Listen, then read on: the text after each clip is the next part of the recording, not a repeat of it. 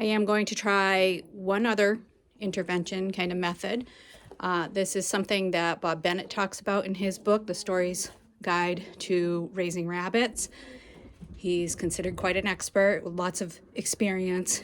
And one of the methods, one of a few, but one of the methods he talks about is taking the buck and putting the buck in the doe's cage for the night.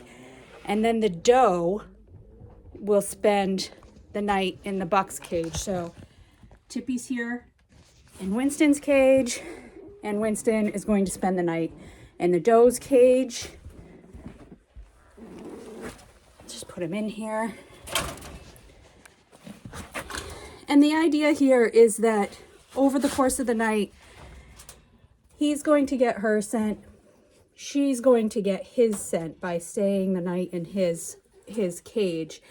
And hopefully that makes her kind of come into heat, much more receptive. I know we talked about rabbits not really having a heat cycle, but it's if they do, you know, it's a very quick, but that might induce her into ovulation and into a higher level of interest. So that's the idea.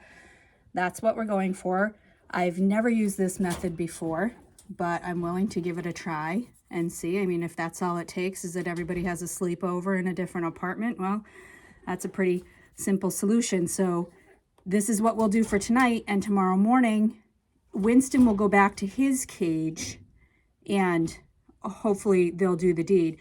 Now, again, you're still always taking the doe to the buck's cage. We're not putting her in the cage here with him.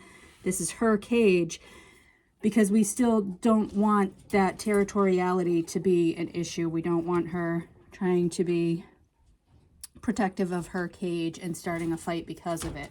So in the morning, he will go to the doe, but the doe is in his cage. So he's really going back to his cage where she is. And then after they're exposed and they have their time together, she will come back to this and to her cage, and Winston will stay in his. So that's one more thing we'll try, and we'll see how it goes.